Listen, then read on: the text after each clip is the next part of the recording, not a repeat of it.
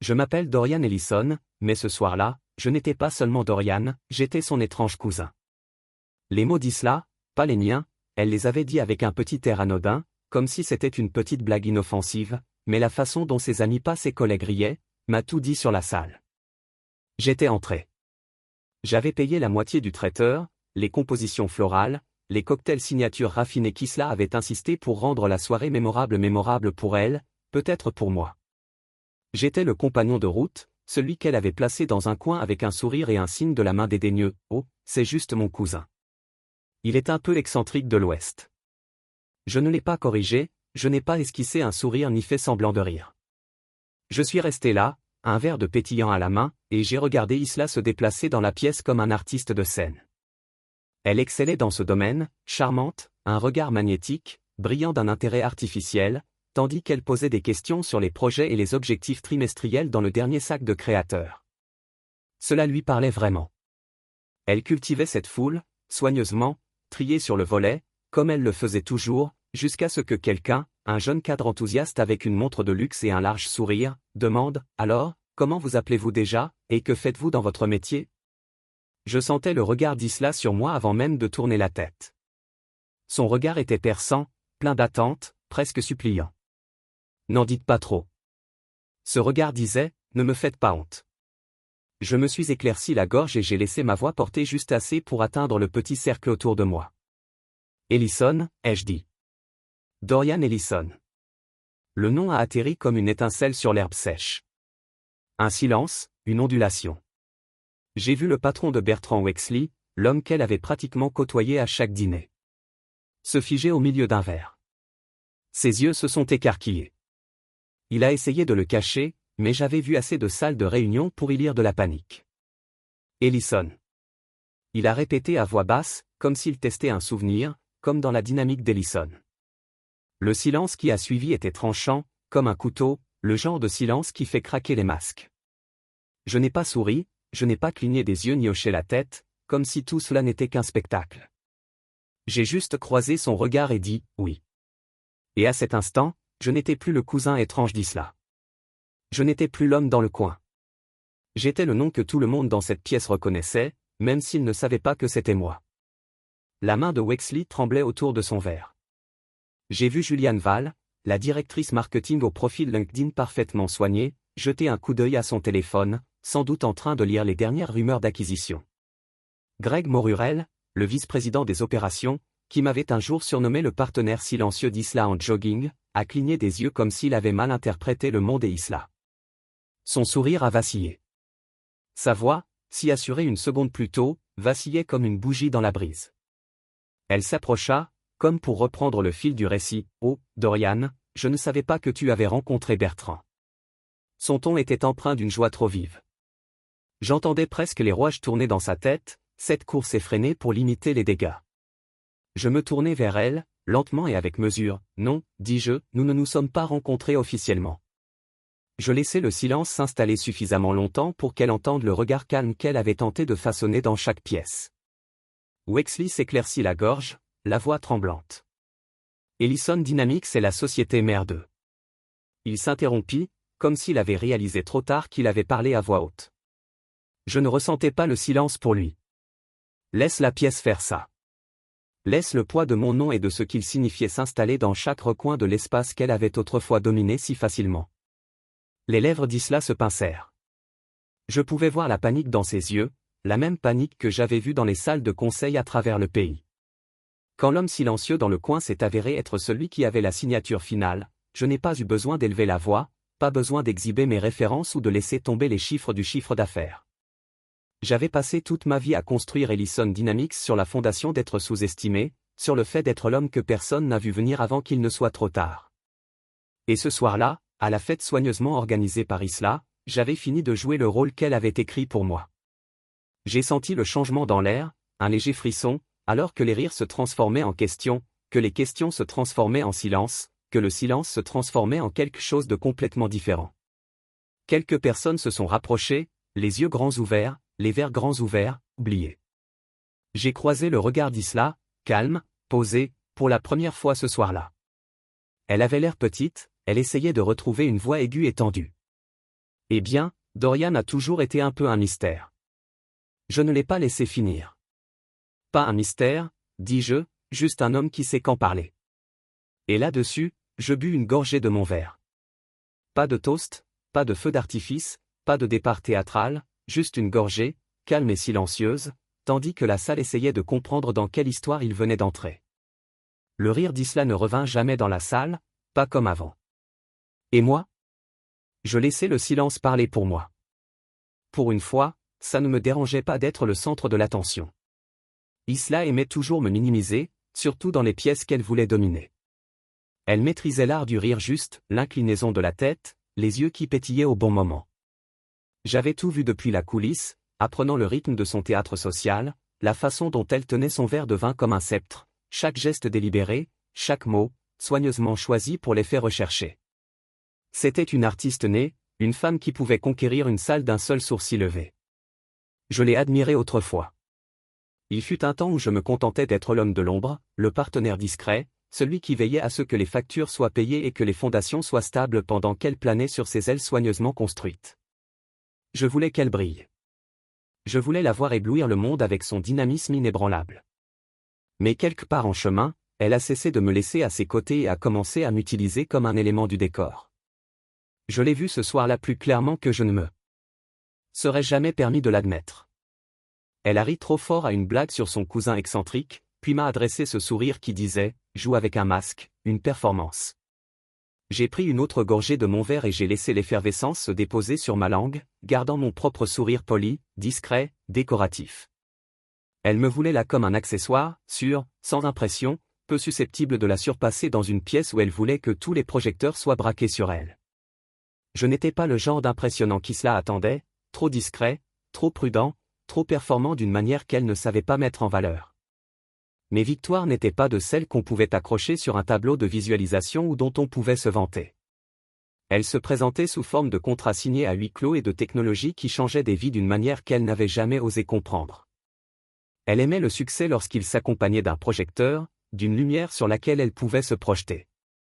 Cheveux parfaits, lèvres frisées, prête à être applaudie. Mais moi? J'étais son remplaçant, l'homme qui la conduisait à l'aéroport, portait sa valise, réparait le robinet qui fuyait dans la salle de bain. Elle n'en parlait jamais à ses amis. J'étais l'homme qu'elle ne mettait pas en lumière parce qu'il ne correspondait pas au récit qu'elle s'était forgé, et je la laissais faire. Pendant trop longtemps, je la laissais faire. Je me tenais au bord de la pièce, la conversation tourbillonnant autour de moi, comme une danse que je n'avais pas apprise. Les gens dépassaient les visages, enthousiastes et brillants, les voix montant et descendant en crescendo répété. Je reconnaissais le regard dans leurs yeux, le même que j'avais vu lors des réunions du conseil d'administration lorsqu'un accord était sur le point d'être conclu, affamé, calculateur, suffisamment poli pour masquer l'ambition.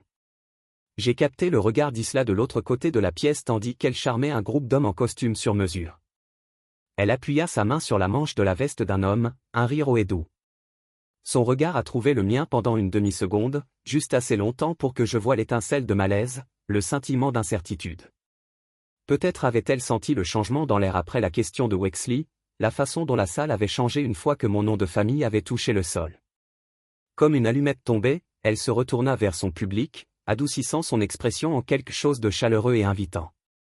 Mais j'ai vu le tremblement dans ses mains tandis qu'elle faisait des gestes. Un silence décoratif, c'est ce qu'elle m'avait assigné ce soir. J'étais l'homme silencieux dans le coin, celui qu'elle pouvait tapoter sur l'épaule comme un animal de compagnie quand les rires devenaient trop forts.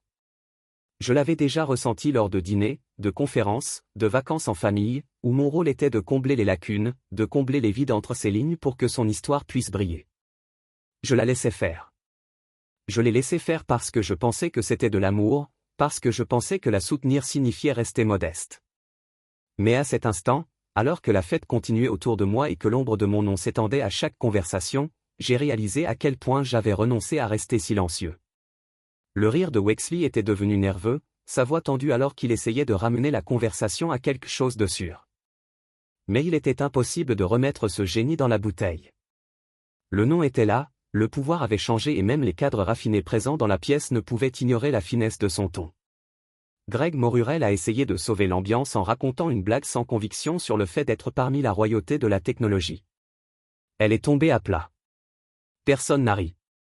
J'ai vu les lèvres d'Islao se pincer en une fine ligne, ses yeux se dirigeant vers moi puis se détournant, comme si elle avait peur de croiser le regard de l'homme qu'elle avait appelé son cousin. Je n'étais pas en colère, je n'étais même pas suffisant, j'en avais juste fini. Fini de jouer le rôle qu'elle avait écrit.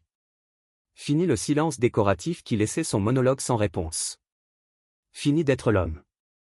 Elle se retirait du coin quand ça l'arrangeait et se retirait quand ça ne lui convenait pas. Elle finit par s'approcher, l'expression forcée et lumineuse. « Dorian, tu peux m'apporter un verre ?» demanda-t-elle d'un ton doux, la voix aiguë, comme si nous jouions toujours au même vieux jeu. Je soutins son regard, fixe et sans ciller. « Tu peux te le procurer toi-même. » Son sourire vacilla. Ses yeux se balançaient, cherchant quelqu'un d'autre pour jouer le rôle de son assistante enthousiaste. Personne ne bougea. Même les bavardages semblèrent se taire, comme si la pièce attendait que je dise quelque chose de nouveau. Mais je ne le fis pas. Je laissai le silence s'alourdir et s'épaissir jusqu'à ce qu'il s'installe entre nous comme un mur. Elle me lança alors ce regard, celui qu'elle utilisait pour mettre fin aux disputes, pour me rappeler ma place dans son histoire, mais ça ne marchait plus. Je n'étais pas le cousin bizarre ce soir.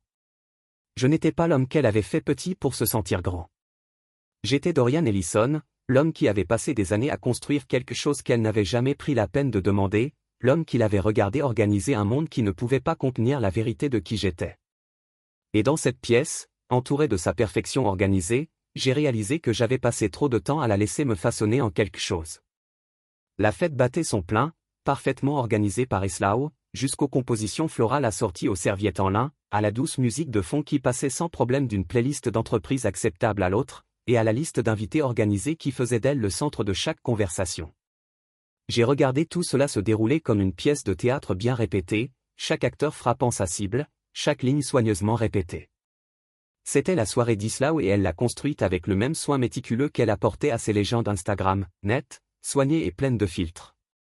Les visages autour de moi se sont floutés dans la même pratique, sourires, les mêmes dents brillantes et costumes élégants. Bertrand Wexley, bien sûr, était l'invité vedette, l'homme qu'elle poursuivait depuis des mois avec des invitations à dîner et des banalités stratégiques. Les yeux d'Isla brillaient chaque fois qu'elle le regardait, sa voix passant à ce registre aigu et lumineux qu'elle réservait aux personnes qui pouvaient l'aider à gravir les échelons. Et puis il y avait Juliane Val, la directrice marketing, avec son bob signature et son sourire narquois qu'elle arborait comme un signe d'honneur. Greg Morurel, le vice-président des opérations, n'était jamais loin derrière, avec sa pratique, son rire rauque et son ton dédaigneux qui le faisait passer pour quelqu'un qui avait inventé l'art de la condescendance. Je l'avais vu une fois parler à un jeune manager avec l'assurance d'un homme qui n'avait jamais été contesté. Et aucun d'entre eux ne savait que j'étais le fondateur et l'actionnaire majoritaire d'Ellison Dynamics, le conglomérat technologique actuellement en pourparlers d'acquisition avec la société de Wexley. Aucun d'entre eux ne savait que l'homme discret à la chemise simple et au sourire sans prétention était celui qui tenait les ficelles sur lesquelles ils dansaient tous. Islao ne le savait pas non plus, non pas parce que je l'avais caché, mais parce qu'elle ne l'avait jamais demandé, pas une seule fois. Ce n'était pas dans son scénario. Elle aimait dire aux gens, j'ai tâté du monde des startups comme si j'étais un amateur avec un garage et un rêve qui n'a jamais vraiment abouti, un créatif qui passait ses journées à bricoler des idées qui ne verraient jamais le jour. Cela la faisait se sentir plus grande, comme si elle était celle qui avait l'ambition et le réseau, celle qui avait les bords polis.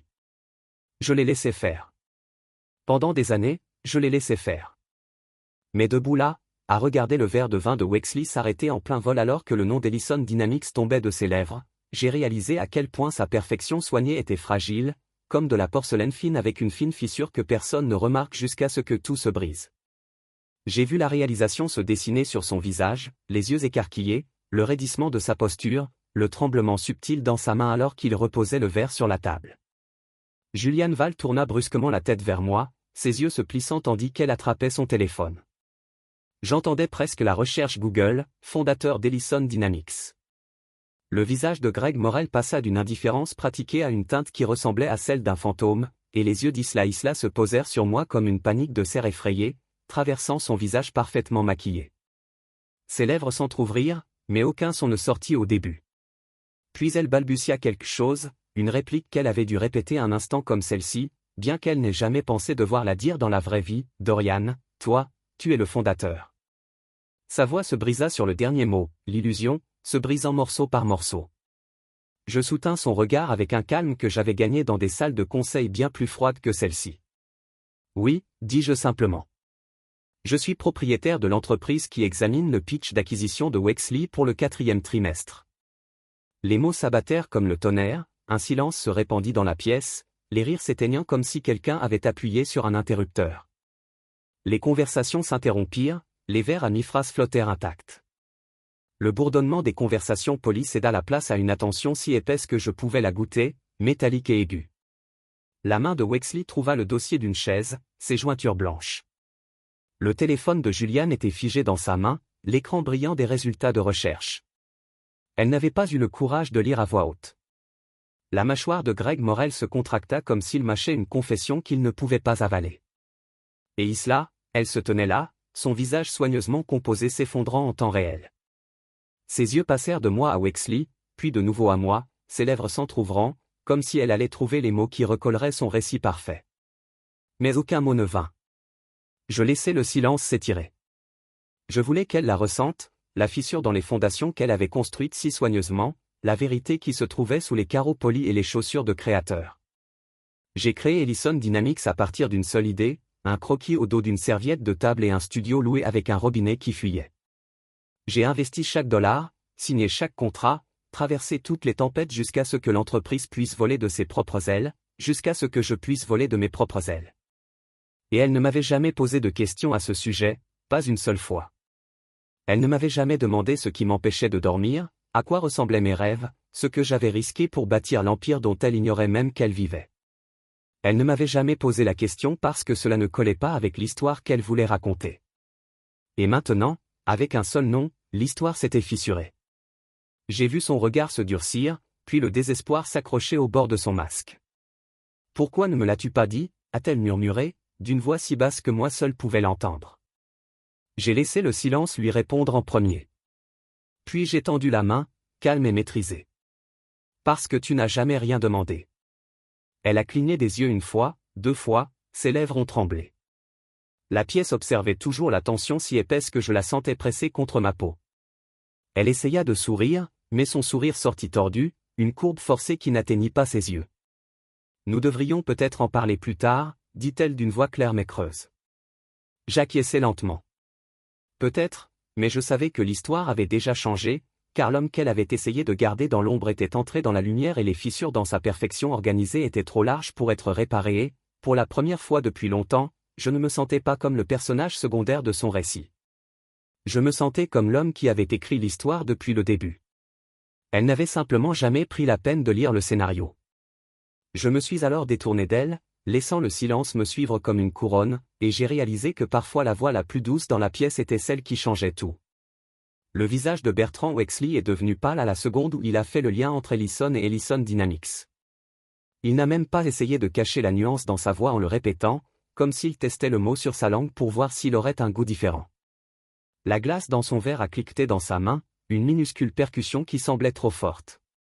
Dans le silence soudain, un silence que je n'avais pas créé par un cri ou un grand discours, mais simplement en existant dans la pièce, j'ai senti tous les regards braqués sur moi.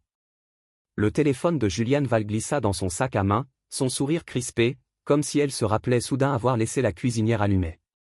Greg Morurel, l'homme qui m'avait un jour surnommé « l'associé ». Silencieux d'Isla en jogging, me fixait comme s'il venait de réaliser que l'homme en jogging était propriétaire de l'entreprise à laquelle il avait fait son pitch. Les yeux d'Isla étaient écarquillés, une lueur de panique se dessinait derrière eux, ses lèvres entr'ouvertes comme si elle allait essayer de rire, mais aucun son ne se fit entendre. Le silence s'installa entre un canyon tendu et béant qu'aucun récit soigneusement organisé ne pouvait combler. Wexley essayait de trouver son équilibre. Sa voix était cassante, trop faible pour la salle qu'il avait autrefois dirigée. « Vous voulez dire Ellison d'Ellison Dynamics, la maison mère de... » Il s'interrompit.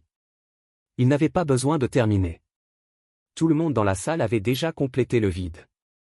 Tout le monde comprenait soudain pourquoi l'accord d'acquisition était bloqué en phase d'analyse, pourquoi leur pitch du 4e trimestre n'avait pas encore été publié. Je suis passé à l'approbation. J'ai pris une longue inspiration, l'air calme. J'avais passé des années à apprendre à contrôler chaque émotion dans une salle de réunion. Ce soir, j'ai laissé ce contrôle m'envelopper comme une armure. J'ai croisé le regard de Wexley et hoché la tête, une confirmation silencieuse qui a brisé toutes les suppositions qu'ils avaient construites à mon sujet. Oui, ai-je dit. Ma voix était ferme, sans particularité. Juste la vérité mise à nu, je suis propriétaire de l'entreprise qui étudie votre argumentaire d'acquisition pour le 4e trimestre. Les mots ont fait l'effet d'un marteau, les conversations se sont interrompues en plein milieu de la phrase, les rires se sont évaporés. Même la musique, une playlist de jazz inoffensif qui avait enveloppé la pièce d'une sophistication polie, semblait trop forte. Ces notes étaient maintenant aiguës et dissonantes. La main de Wexley serrait le pied de son verre de vin, les jointures blanches. Je me suis mis à osciller entre Isla et moi, comme s'il espérait une explication qui lui permettrait de se sortir de cet embarras. Julian Veil s'est déplacée, mal à l'aise, croisant les bras et jetant un coup d'œil à Ella, qui semblait comme si elle avait reçu une gifle. Les yeux de Greg Morrell étaient les plus révélateurs. Il me fixait comme si j'avais une tête supplémentaire.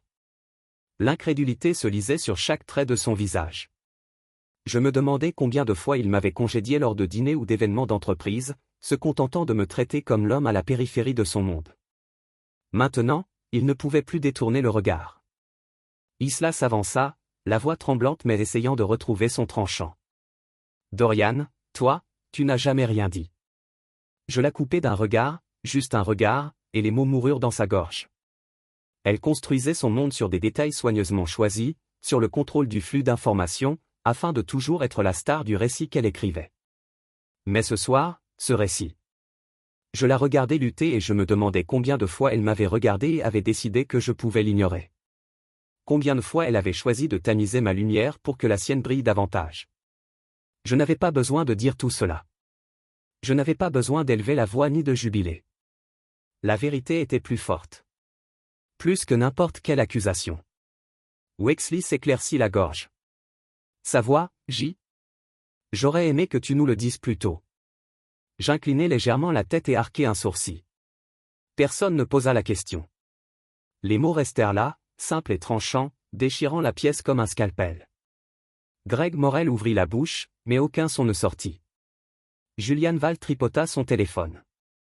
Même le personnel de musculation sembla sentir le changement, leur sourire poli s'estompant tandis qu'ils se déplaçaient plus prudemment aux abords de la pièce. Le visage d'Ella devint rouge, cramoisi. Elle avait passé des années à construire une histoire où elle était la star et moi l'arrière-plan inoffensif. Ce soir, elle réalisa que l'homme dans l'ombre était celui qui avait le dernier mot sur chaque affaire qu'ils espéraient conclure. Je ne me suis pas réjoui, je n'ai pas souri, j'ai juste laissé le silence s'éterniser. Wexley essaya de sauver sa fierté. Dorian, ça change les choses. Sa voix était aiguë. Le plan du désespoir, nous devrons discuter des conditions d'acquisition. Je le laisse faire. Le flet est un malaise, un reflet de chaque fois que je m'étais assis tranquillement à l'une des fêtes d'Isla et que je l'avais écouté se vanter de ses gains trimestriels et de ses partenariats stratégiques. Comme si j'étais trop bête pour m'en soucier, j'ai siroté mon verre, le pétillant froid sur ma langue contrastant fortement avec la chaleur de la pièce. Bien sûr, j'ai dit d'une voix mesurée, voire polie. On peut en discuter comme il se doit, pas ici. Son visage s'est assombri. Il savait ce que cela signifiait, fini les accords en coulisses, fini les accords chuchotés. Au dîner, il devrait me faire face, de l'autre côté d'une table de conférence avec des avocats et des feuilles de calcul, dans une salle de réunion qui ne cédait pas à son charme. Les lèvres d'Ella tremblaient, son regard implorant, Dorian. Je ne la regardais pas. Je n'en avais pas besoin. Je me suis retourné et j'ai posé mon verre vide sur un plateau, saluant poliment le personnel d'un signe de tête. Alors que je me dirigeais vers la porte, le silence me suivait, un cœur d'yeux fuyant et de récits brisés derrière moi. La voix d'Isla s'éleva, paniquée, Dorian, s'il vous plaît. Je m'arrêtai sur le seuil, le silence de la pièce me serrant le dos. Je me tournai juste assez pour apercevoir son visage parfaitement maquillé et soigneusement maquillé, et j'en vis les fissures. La prochaine fois, dis-je doucement, tu devrais peut-être demander avant de décider qui est quelqu'un. Ses lèvres s'entr'ouvrirent, ses yeux brillèrent, mais j'étais déjà parti. Je n'avais pas besoin de ses excuses. Je n'avais pas besoin qu'elle répare ce qu'elle avait brisé, car à cet instant, la laissant dans la pièce qu'elle avait construite, je réalisais que je n'avais jamais eu besoin de sa permission pour être l'homme que j'étais déjà. Je m'excusai poliment. Au bout de 10 minutes, pas de feu d'artifice, pas de sortie théâtrale, juste un signe de tête discret au serveur qui ramassait les verres vides et une subtile glissade par la porte coulissante en verre qui, selon Islao, agrandissait la terrasse. J'en avais assez de ces rires polis devenus cassants, de ces regards qui me suivaient avec un mélange de peur et de curiosité, maintenant que mon nom avait un poids auquel il n'était pas préparé. La voix d'Ella me parvint. Alors que je tendais la main vers ma veste, serrée et frénétique, rythmée par un rire désespéré, « Dorian, attends, parlons-en. » Je me suis retourné lentement, le poids de la pièce me serrant la poitrine. Son sourire n'était plus que l'ombre de celui qu'elle avait arboré lorsqu'elle m'avait présenté comme sa cousine excentrique. Maintenant, elle ne trouvait pas l'expression juste, entre panique et charme forcé. Parler de ce que je demandais, d'une voix basse et calme. Je suis resté calme, car je savais que plus fort ne ferait qu'alimenter le chaos. Elle s'est rapprochée, les talons claquant sur la bille comme un métronome, comptant à rebours jusqu'à quelque chose qu'elle ne pouvait pas contrôler. Pourquoi ne m'as-tu pas parlé de la dynamique d'Ellison, des négociations d'acquisition, de tout ça? J'ai laissé le silence s'éterniser comme je l'avais laissé s'éterniser dans les salles de réunion lorsque les concurrents faisaient leur première offre et que je savais qu'ils reviendraient avec une meilleure. Parce qu'on ne demandait jamais rien. Son regard a parcouru la salle, les visages ont changé, les conversations se sont interrompues, les boissons ont été suspendues à mi-course, tout le monde attendant de voir l'issue de cette bagarre qu'elle avait déclenchée.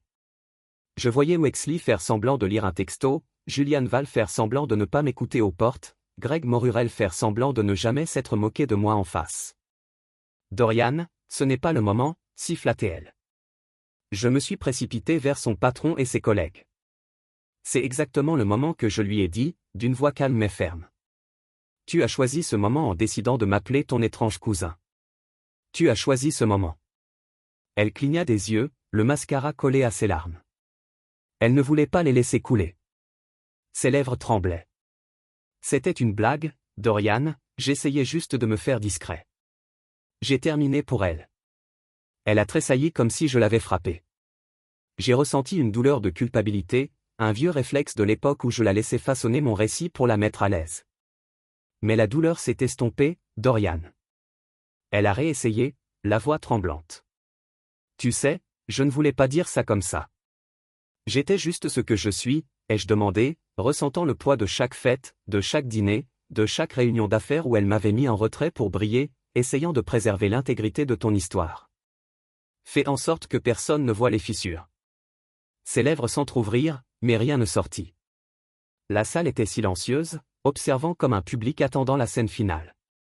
J'ai pris une inspiration et regardé Wexley, dont le visage était toujours pâle. Monsieur Wexley, dis-je d'un ton calme. Vous recevrez des nouvelles de mon équipe concernant les conditions d'acquisition. Nous vous tiendrons au courant. Il hocha la tête avec raideur, sa pomme d'Adam se balançant.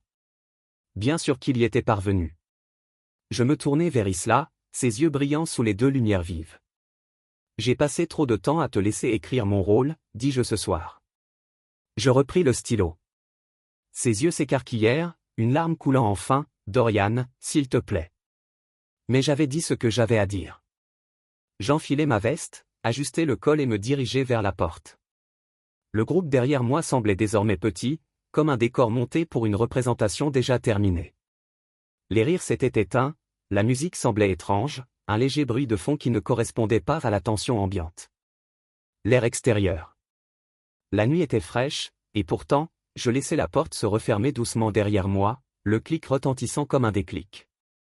Je me dirigeai vers le trottoir où le chauffeur que j'avais commandé m'attendait déjà, le regard du chauffeur droit devant, poli mais détaché. « Monsieur Ellison » demanda-t-il en sortant pour ouvrir la portière. J'acquiesçai, oui, il n'avait pas besoin de savoir ce qui s'était passé à l'intérieur. Le monde extérieur n'avait pas besoin du drame orchestré par Isla. Il n'avait pas besoin de l'histoire qu'elle essayait de vendre. En m'installant sur la banquette arrière, je regardais la maison rétrécir par la fenêtre. Les rires à l'intérieur se transformèrent en murmures, les lumières tamisées par le silence. Le chauffeur démarra lentement, la nuit s'ouvrant devant nous. Mon téléphone vibra, un SMS d'Isla, « Rentrez, on va en parler ». Je le fixai un instant avant d'éteindre l'écran. J'avais passé des années à la conduire à des fêtes, à réparer ses robinets et à la laisser se moquer de notre histoire pour qu'elle corresponde à son univers. J'avais joué le rôle. Elle avait besoin que je joue parce que je pensais que c'était ça l'amour. Mais ce soir, j'ai réalisé quelque chose. Je n'avais plus besoin de son récit. La voiture filait à travers la ville, les lampadaires se fondant en traînées dorées et blanches. Je les regardais, sentant la nuit froide contre la vitre. Pas de feu d'artifice, pas de monologue de vengeance. Je n'en avais pas besoin, car parfois, la déclaration la plus forte est de quitter la pièce avec sa dignité intacte. Demain, mon assistante enverrait à Wexley un contrat révisé, de nouvelles conditions, de nouvelles attentes. Demain, le monde se souviendrait de ce nom, Dorian Ellison, non pas comme du cousin étrange d'Isla, mais comme de l'homme qui possédait la pièce, même lorsqu'il la quittait en silence. La fête s'était peut-être terminée tôt, mais pour moi, c'était le véritable commencement. Le soleil matinal filtrait à travers les stores de mon bureau comme un invité indésirable. Il éclairait les bords du bureau en acajou poli, les diplômes encadrés au mur, l'épaisse porte vitrée qui me séparait du monde que j'avais passé des années à construire. Je sirote mon café noir, sans sucre, et laisse son amertume s'apaiser. Des nœuds dans ma poitrine. Je n'avais pas besoin de deviner ce qui allait arriver. Les pas lourds devant mon bureau étaient la signature d'Isla, ses talons claquant sur le marbre comme un tambour de guerre, chaque pas annonçant son arrivée.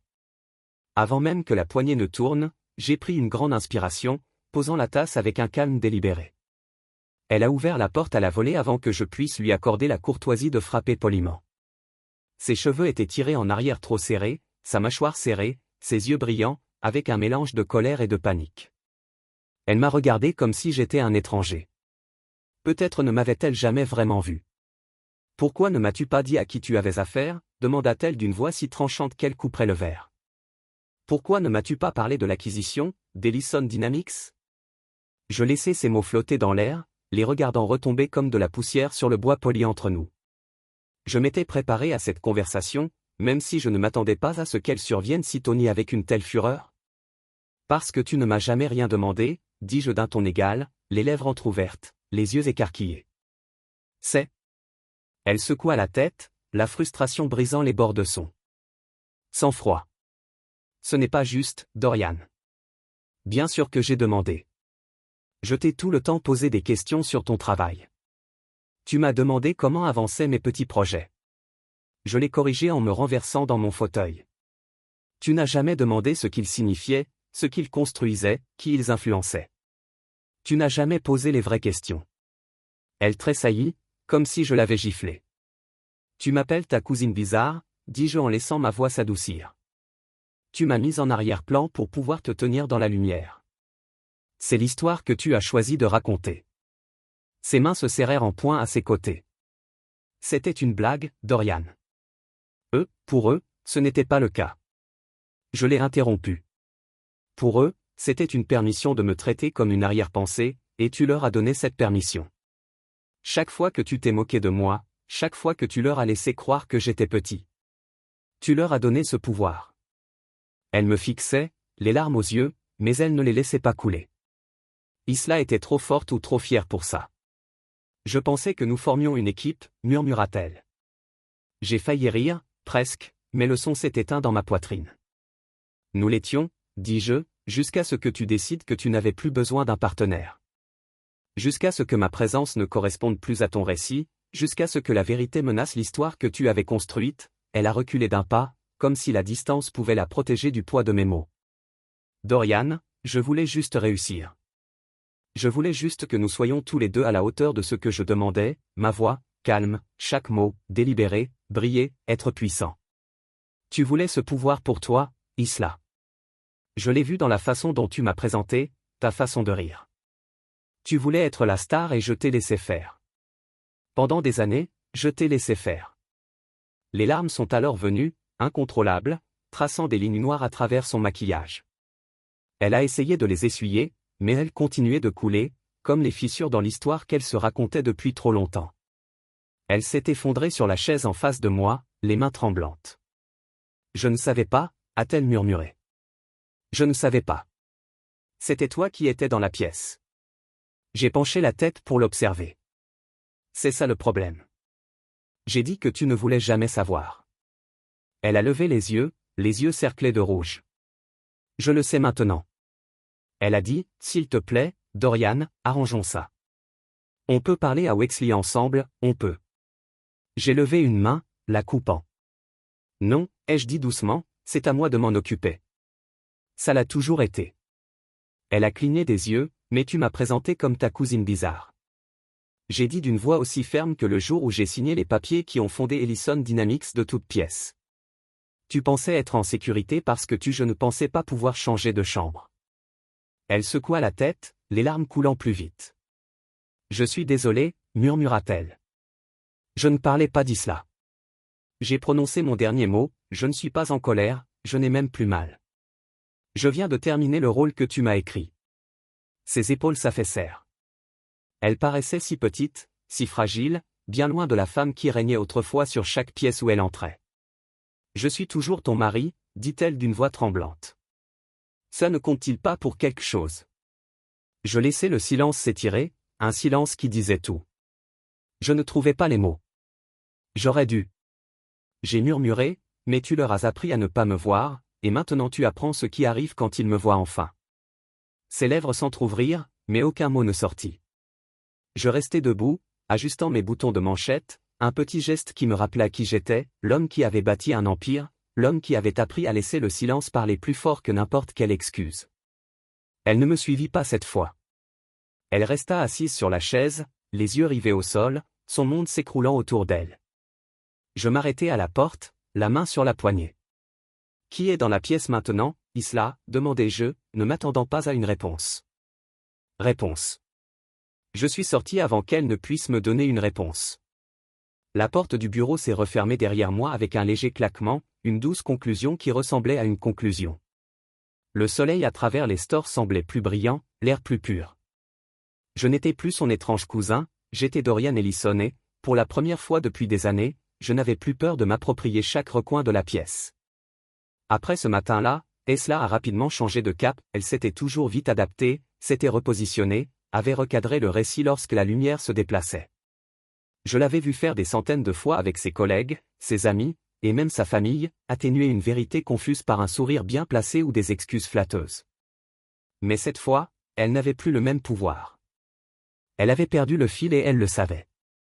Tout a commencé par un texto arrivé à peine une heure après son départ de mon bureau. Dînons ce soir, juste nous deux. Pas d'explication, pas d'excuses, juste une demande discrète d'audience. Je l'ai ignoré. Puis est arrivé le deuxième texto, Bertrand est inquiet. Il veut nous rencontrer tous les deux. Cela pourrait nous aider à réorienter notre stratégie d'acquisition. Nous, c'était nouveau. Elle ne nous avait jamais qualifiés d'équipe auparavant, sauf si c'était pratique. Je l'ai lu 2 fois, sentant le poids du mot dans son ton soigneusement construit. Je n'ai pas répondu. 3 heures plus tard, elle était de nouveau à ma porte, cette fois-ci vêtue d'un chemisier soigneusement choisi et d'un pantalon tailleur, les cheveux tirés en arrière en un chignon soigné. Maquillage, voix impeccable. Même moi, je l'ai laissée entrer, mais je ne me suis pas levé pour la saluer. Je l'ai laissé combler le silence, la laisser formuler son texte, la laisser monter le spectacle qu'elle répétait depuis la fin prématurée de la soirée, Dorian. Commença-t-elle d'une voix calme et mesurée. Je sais que les choses ont été compliquées. Je gardai le regard fixe, compliqué. Je répétais mon ton, indéchiffrable. Elle pinça les lèvres, choisissant ses mots comme si elle jouait aux échecs. Je n'aurais pas dû te présenter comme ça, dit-elle. C'était irréfléchi. Je le vois maintenant, je la laisse continuer. Je voulais voir comment elle allait. Elle essayait de me modeler pour qu'elle puisse s'intégrer à son projet. Mais maintenant, elle continuait à se pencher en avant. Nous avons une réelle opportunité. Tu es aux commandes. L'acquisition, le nouveau récit, c'est bien, c'est tout pour nous deux. Elle marqua une pause, attendant que j'intervienne. Comme je ne le faisais pas, elle insista. D'une voix douce et suppliante. Wexley veut nous rencontrer.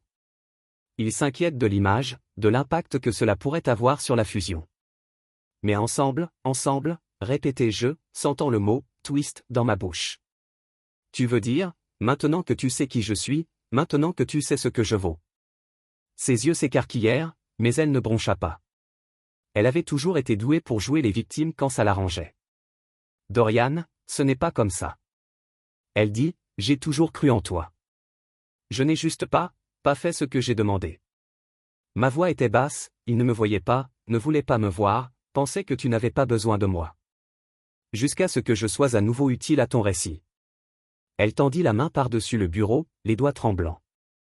S'il te plaît, Dorian, ne nous disputons pas pour ça. On peut réécrire l'histoire. On peut être le couple que tout le monde admire. Un couple puissant, une équipe. Sa voix s'arrêta sur le dernier mot, comme si elle-même savait qu'il paraissait forcé. Je me suis adossé à ma chaise pour l'observer. Pendant des années, je l'avais laissé façonner l'histoire, la laisser dire à tout le monde qui j'étais et qui je n'étais pas. J'avais souri au bon moment, je l'avais laissé contrôler le récit parce que cela maintenait la paix. Mais maintenant, je ne lui devais plus cette courtoisie. Non, j'ai dit que le mot était petit, mais il semblait définitif. Sa main retomba, ses épaules s'affaissant. Dorian, s'il te plaît, j'ai besoin de ça, nous avons besoin de ça, nous pouvons. Je l'ai interrompu d'un regard. Tu as besoin de ça, ai-je corrigé. Tu as besoin de moi pour réparer les failles de ton histoire. Tu as besoin de moi pour être l'homme qui sourit sur les photos, l'homme qui se tient à tes côtés pendant que tu nous fais tourner en bourrique. Mais je ne suis plus cet homme. Je n'ai jamais vu sa bouche ouverte, mais j'ai vu la défaite dans ses yeux. Pour la première fois. Je l'ai vu comprendre que le pouvoir qu'elle avait exercé sur moi avait disparu, que le scénario qu'elle avait écrit pour nous n'était plus à moi.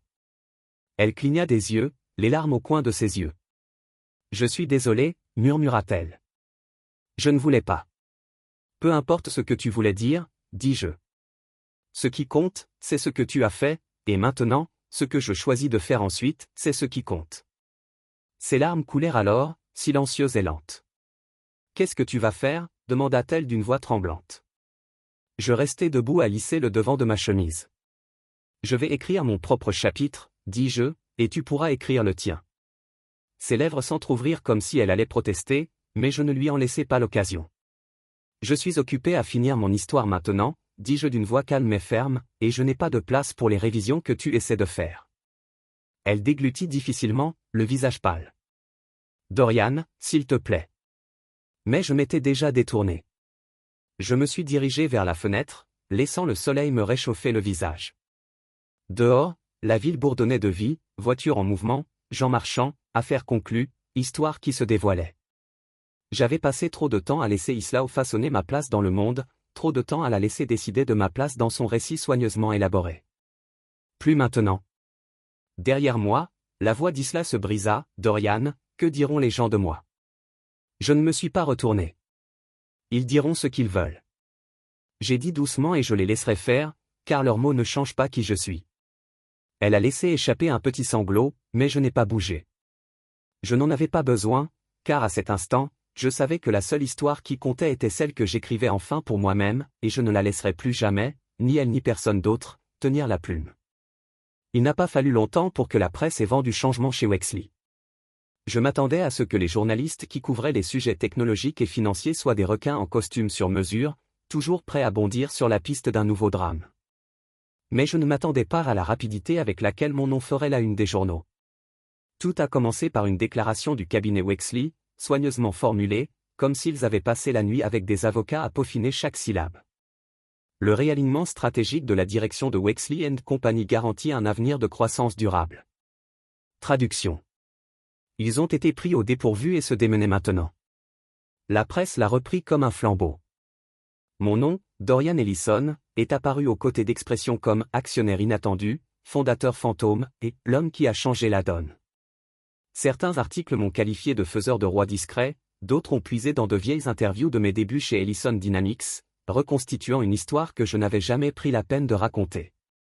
Et pendant tout ce temps, le visage d'Isla flottait à la limite du récit, flou mais jamais absent. Au début, elle m'a appelé, paniqué, Dorian, on m'appelle pour des déclarations. Que dois-je dire, ai-je dit, ma voix. Calme. Je ne fais pas de déclaration. Son souffle s'est arrêté. Tu ne vas pas me défendre. J'ai fermé les yeux un instant, ressentant le poids de chaque fois où je lui avais facilité la tâche, chaque fois où je l'avais laissé être la vedette pendant que je restais en coulisses.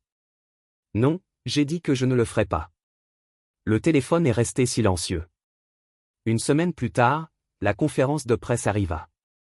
Wexley tentait de sauver son récit. Ils avaient aligné leur haut gradé dans une salle de conférence brillante, les micros alignés comme des soldats. Le décor était d'un bleu marine impeccable, avec le logo Wexley & Company répété comme un papier peint. J'observais de derrière, un observateur silencieux. Je n'avais pas prévu de venir, mais la curiosité m'a attiré. Je voulais voir comment ils allaient raconter l'histoire, comment ils allaient réécrire les lignes que j'avais déchirées avec un seul nom. Wexley s'est avancé et s'est éclairci la gorge. Sa voix était ferme, mais je pouvais voir la tondeuse dans ses mains. Nous tenons à remercier nos partenaires, nos investisseurs et tout particulièrement Monsieur Dorian Ellison, dont les contributions ont été significatives. Il marqua une pause, balayant la salle du regard, tel un homme espérant être secouru. Personne ne bougea. Puis il ajouta, « Nous sommes convaincus qu'avec notre réalignement, nous pourrons avancer avec intégrité et collaboration. » Collaboration, ce mot était autrefois leur refuge, une façon de se donner l'impression que leur décision ne laissait pas de victimes. Je me suis avancé non pas pour attirer l'attention, mais parce que j'ai appris que parfois, c'est l'homme le plus discret d'eux. La salle qui doit parler. Les journalistes se retournèrent, les caméras se déplaçaient, un murmure parcourut la foule. Monsieur Ellison, une femme du service financier interpella, « Avez-vous un commentaire sur la déclaration de Wexley ? Certains disent que votre implication soudaine a bouleversé toute leur stratégie pour le 4e trimestre. Voulez-vous réagir ?» Je soutins son regard, calme et posé. Parfois, je disais, « Vois. Même les salles où nous entrons ont déjà des histoires écrites pour nous, et parfois, il suffit d'un nom pour rappeler à qui appartient vraiment le récit. » Ses yeux s'écarquillèrent, son stylo figé sur son bloc-notes. Je sentais Isla me regarder. Même si je ne la voyais pas. Un autre journaliste s'est penché en avant, la voix pleine d'enthousiasme, « Monsieur Ellison, est-il vrai que vous avez assisté à une réception d'entreprise en tant que parent de votre femme ? Est-ce ainsi que tout a commencé ?» Un petit rire a parcouru la salle, mais je ne me suis pas laissé déstabiliser. Je l'ai regardé dans les yeux. Parfois, je disais que nos proches sous-estiment les aspects de nous qu'ils ne voient pas. Et parfois, c'est le plus grand avantage. Un homme peut avoir plus de stylos griffonnés, plus de clichés. Une troisième voix, plus douce, plus prudente. Monsieur Ellison, pensez-vous que cette expérience a changé votre relation avec Wexley et compagnie et, si je puis me permettre, votre relation avec votre femme ? La question a fait l'effet d'une bombe, mais je n'ai pas bronché avec Wexley et compagnie. J'ai dit que c'était mieux. Nous comprenons maintenant très bien nos positions respectives. Quant à ma femme, j'ai marqué une pause, laissant l'atmosphère se calmer. Je pense que c'est à elle de décider quelle histoire elle veut raconter. La pièce immobile. Même Wexley semblait retenir son souffle. Un silence s'installa, le genre de silence qui n'arrive que lorsque la vérité a été dite et que personne ne sait comment combler le vide laissé. Je ne m'attardai pas. Je fis un signe de tête au journaliste, puis à Wexley, et me retournai pour partir. Alors que je me dirigeais vers la porte, une jeune journaliste aux yeux brillants et à la voix tremblante interpella Monsieur Ellison. Elle dit, « Votre déclaration sur le fait d'avoir été mal jugé est devenue virale. Les investisseurs vous surnomment le fondateur fantôme, devenu une légende du jour au lendemain. Qu'est-ce que vous ressentez ?» Je marquai une pause, la main sur la porte, et laissai ces mots pénétrer. Le fantôme la trouva, l'homme qu'ils avaient sous-estimé jusqu'à ce qu'il sorte de l'ombre. Je me retournai et la regardai dans les yeux. « Ça me semble juste, » dis-je. Parfois, les étiquettes que les gens vous collent ne sont que l'ombre de leur propre compréhension. Si je peux utiliser cette étiquette pour ouvrir des portes à ceux qui ont été sous-estimés, alors je la porterai fièrement.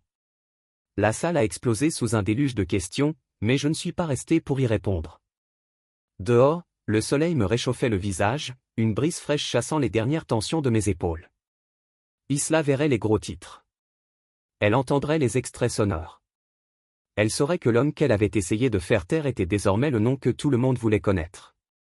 Et peut-être, juste peut-être, avait-elle réalisé que l'histoire qu'elle avait tenté de contrôler avait finalement été corrigée par celui qu'elle avait autrefois appelé son cousin bizarre et que je n'allais pas revenir en arrière.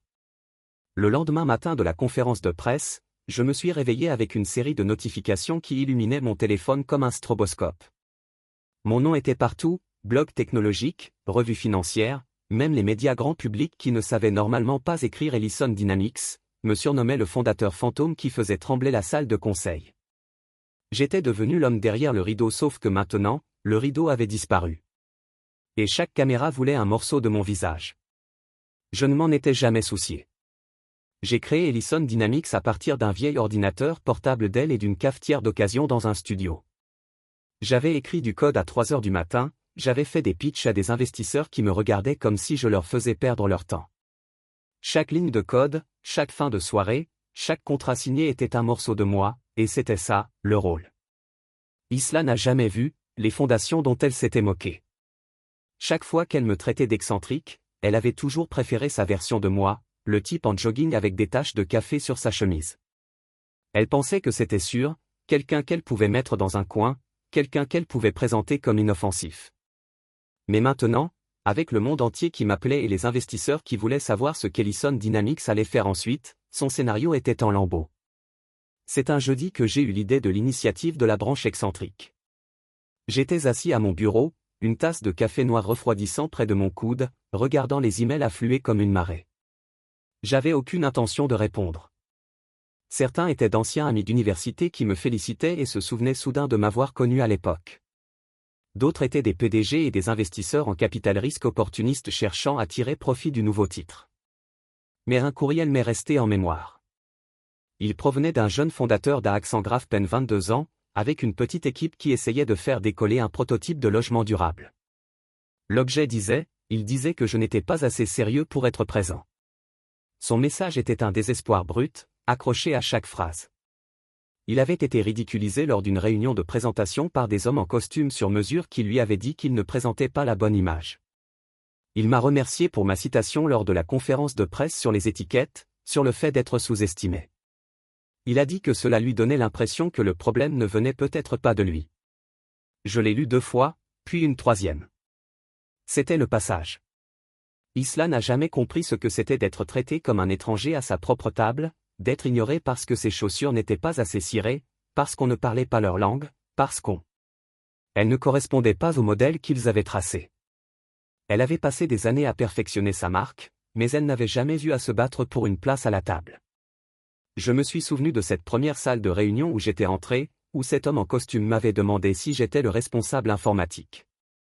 J'avais alors appris que la meilleure façon de gagner était de leur faire croire que je n'avais pas ma place, puis de signer le contrat sous leur nez. Cet email du jeune fondateur a allumé une étincelle en moi. Je voulais construire quelque chose pour des gens comme lui, des gens comme moi, quelque chose qui ne se souciait pas du costume, du ton ou de la marque, un endroit où les idées comptaient plus que l'image. J'ai donc appelé mon assistante, Eva, une femme qui m'avait vu construire Ellison Dynamics à partir d'un simple rack de serveur dans un placard loué. Elle a décroché à la première sonnerie. « Bonjour Dorian », a-t-elle dit d'une voix radieuse. « Comment puis-je vous aider, Eva ?» ai-je dit, sentant les mots se former avec une certitude qui me semblait d'acier dans la poitrine. « Je veux créer un fonds de mentorat, une petite initiative pour créer un endroit où les jeunes, les fondateurs peuvent arriver avec une simple idée et obtenir les outils nécessaires pour la concrétiser. » Il y eut un silence au téléphone, puis un sourire. J'entendis, « Comment voulez-vous l'appeler ?» Je n'eus pas à réfléchir, l'initiative de la branche excentrique. Je fis un signe de tête en direction de ce qu'on m'appelait dans les salles où ils pensaient que je n'avais pas ma place. Eva laissa échapper un rire discret, chaleureux et entendu. « Parfait, dit-elle. Je vais commencer les démarches administratives. » Aujourd'hui, j'ai raccroché, me sentant plus légère que jamais. À midi, j'avais esquissé la vision sur un tableau blanc, petite subvention, programme de mentorat, réseautage communautaire, un lieu où chacun pourrait trouver les ressources pour lesquelles je me suis tant battu. Cet après-midi-là, j'étais interviewé par un magazine économique qui m'avait suivi toute la semaine. La journaliste, une jeune femme nommée Hila, m'interrogea sur l'initiative de la branche excentrique. Ses yeux s'illuminèrent tandis que je lui expliquais le concept et, lorsque j'eus terminé, elle griffonnait des notes si vite que son stylo était flou. « Pourquoi l'appeler comme ça ?» demanda-t-elle, la curiosité brillante dans ses yeux. Je me suis penché en arrière sur ma chaise, laissant les mots reposer. « Parce que les gens aiment étiqueter ce qu'ils ne comprennent pas, dis-je. On vous dit excentrique, bizarre, différent, parce que c'est plus facile que d'admettre qu'on ne sait pas vous évaluer. Mais parfois, cette étiquette devient ce qui construit un pont pour quelqu'un d'autre, et si je peux être ce pont, je porterai fièrement cette étiquette. » Elle est restée assise un moment, stupéfaite, en silence avant de demander, « Cette étiquette vous a-t-elle déjà freiné ?» J'ai souri lentement et fermement. « Non, ai-je répondu, elle m'a donné l'avantage. Parce que, pendant qu'il me sous-estimait, je construisais quelque chose qu'ils ne pouvaient même pas voir. La citation est devenue virale en quelques heures. Des captures d'écran ont rempli mes fils d'actualité et ma boîte de réception. Des gens m'ont tagué dans des publications pour me remercier de leur donner l'impression d'être vu. Je ne pouvais m'empêcher de penser à Isla, assise quelque part, son téléphone à la main, regardant le récit lui échapper. Elle avait bâti son image sur le pouvoir et la perfection, en faisant croire au monde qu'elle était le centre de chaque histoire, mais les fondations qu'elle avait moquées étaient devenues celles sur lesquelles le monde voulait s'appuyer. 2 jours plus tard, j'ai reçu un SMS. De sa part. Juste une phrase, cette initiative excentrique de branche. Y a-t-il une place pour nous? Nous? Je n'ai pas répondu, car certains ponts ne sont pas faits pour ceux qui ont essayé de les détruire. Au lieu de cela, j'ai appelé Eva et lui ai dit d'accorder la première subvention du fonds. Quand la presse m'a interrogé à ce sujet, j'ai fait simple. Parfois, le monde essaie de vous dire qui vous êtes. J'ai dit, ils vous réduisent, vous étiquettent, vous sous-estiment, mais si vous construisez votre propre fondation, si vous en êtes propriétaire, ils ne pourront jamais vous la reprendre. Cette citation est également devenue virale. J'ai vu les gros titres passer du cousin excentrique d'Isla au fondateur qui a construit le pont, et dans le calme de mon bureau, l'endroit qu'elle appelait mon petit laboratoire, j'ai senti le poids de son rire s'estomper, car, finalement, la fondation qu'elle raillait était devenue celle qui avait tout changé. Les mois ont passé, les gros titres se sont calmés, les citations virales ont disparu des réseaux sociaux, le monde trouvant de nouvelles histoires à suivre, mais les échos persistaient, mon nom dans les salles de conseil, mon visage dans des articles de presse, mes citations imprimées sur les écrans d'enfants qui se sentaient autrefois comme moi, ignorés, sous-estimés, éclipsés. Je n'avais jamais eu l'intention de devenir un héros, une légende ou le visage des sous-estimés, mais quelque part en chemin, mon silence était devenu une voix pour ceux à qui on avait dit qu'ils n'avaient pas leur place. Et j'ai porté cette responsabilité comme j'avais relevé tous les défis précédents, constant, inflexible, déterminé à en faire quelque chose. Le message d'Isla s'est arrêté après le 3e message sans réponse. Le dernier était une excuse, longue, soigneusement formulée, une démonstration de regret qui transparaissait partout. Elle avait toujours été calculée, organisée, posée. Je n'ai pas répondu, non pas parce que je m'en fichais, mais parce que j'avais passé trop d'années à la laisser façonner mon silence pour qu'il serve son récit. Je n'avais pas besoin de ses excuses, je n'avais pas besoin qu'elle me nomme, me reconnaisse ou me valide, parce que pour la première fois, j'ai appris que ma valeur n'était pas quelque chose qu'elle pouvait m'accorder ou révoquer.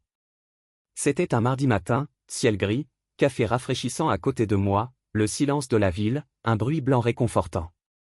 Quand je l'ai rencontrée au café, elle n'était pas censée être là. J'étais venu rencontrer un jeune entrepreneur de la branche excentrique, un jeune homme aux yeux brillants nommé Javier, qui avait un prototype de système de filtration d'eau capable de sauver des vies. Mais Isla était déjà assise à une table dans un coin, comme verrouillée sur la porte. Elle paraissait petite, dans la lumière matinale. Pas de maquillage soigné, pas de rouge à lèvres vif, juste Isla, la femme que j'avais aimée autrefois, celle qui m'avait présentée comme sa cousine excentrique. Quand je suis entré, elle s'est levée, le visage illuminé, avec une pointe d'espoir. « Dorian » a-t-elle dit d'une voix tremblante, « je n'étais pas sûr que tu viendrais. » Je me suis arrêté sur le seuil pour l'observer. Elle avait toujours été douée pour décrypter une pièce, pour ajuster sa posture, pour trouver le ton juste pour l'occasion, mais cette fois, elle semblait dénuée de tout cela, vulnérable. Presque. J'ai hoché la tête poliment, sans méchanceté. Je suis ici pour rencontrer quelqu'un, ai-je dit à l'amante de l'initiative. Son regard s'est posé sur la table où un carnet était ouvert, un stylo posé sur la page comme une pensée inachevée. J'ai vu l'article qu'elle avait écrit sur Javier, il est impressionnant. J'ai souri, sincère et doux, il l'est. Elle se mordit la lèvre, hésitante, Dorian. Je levai la main, l'arrêtant, Isla. J'ai dit doucement, tu n'as pas besoin de le dire. Des larmes lui montèrent aux yeux, bien qu'elle les refoulât avec une grâce experte. Mais je le fais, murmura-t-elle. Je n'ai jamais voulu dire ça, ce que j'ai demandé, mon ton, calme et ferme, pour me rabaisser, pour faire de moi une note de bas de page dans ma propre vie, pour me présenter comme ton étrange cousin, pendant que tu construisais ton empire sur mon silence. Elle tressaillit et je vis la douleur dans ses yeux, une vraie douleur cette fois, pas la performance qu'elle avait jouée lors des soirées. J'avais tort, dit-elle, la voix brisée. Je voulais briller, Dorian, je voulais être quelqu'un et... Je pensais Je pensais que te faire petit me rendrait plus grand. J'ai laissé le silence emplir l'espace entre nous, lourd de vérités non dites. C'est ce qui s'est passé, ai-je finalement dit pendant un moment. Ses larmes ont coulé, puis, irrésistiblement, je suis désolé, a-t-elle murmuré. Je suis tellement désolé. J'ai hoché la tête et, pour la première fois, je n'ai ressenti ni colère, ni amertume, juste une acceptation silencieuse. Je sais, ai-je dit. Et je te pardonne. Elle a levé les yeux, l'espoir brillant dans ses yeux. Alors peut-être qu'on pourra. J'ai secoué la tête lentement et avec assurance. Non, ai-je dit. On ne peut pas, parce que tu n'es pas la méchante de mon histoire, Isla. Tu n'es juste pas le héros non plus. Ses lèvres tremblaient. Mais, Dorian, j'ai fouillé dans ma poche et j'en ai sorti un morceau de papier plié. C'était une lettre, écrite à la main avec soin. L'encre coulait par endroits, car j'avais trop serré le stylo. Je l'avais écrite des semaines auparavant. Un soir où les souvenirs me semblaient trop lourds à porter seul, je le lui ai tendu. Lis ceci quand tu seras prête, ai-je dit. C'est le dernier mot. Je ne l'ai jamais dit. Elle le prit, les doigts tremblants, les yeux écarquillés. Dorian. Mais je m'étais déjà détourné. Javier attendait à une table près de la fenêtre, un sourire aux lèvres, son prototype esquissé dans un carnet usé. Je me suis dirigé vers lui, laissant Isla derrière moi. Arrivé à la table, Javier s'est levé et m'a tendu la main. Monsieur Ellison, a-t-il dit, la voix tremblante d'excitation. Je n'arrive pas à croire que vous soyez là. Je sais que vous aviez dit que vous viendriez, mais je lui ai serré la main fermement. Je tiens mes promesses, ai-je dit en souriant.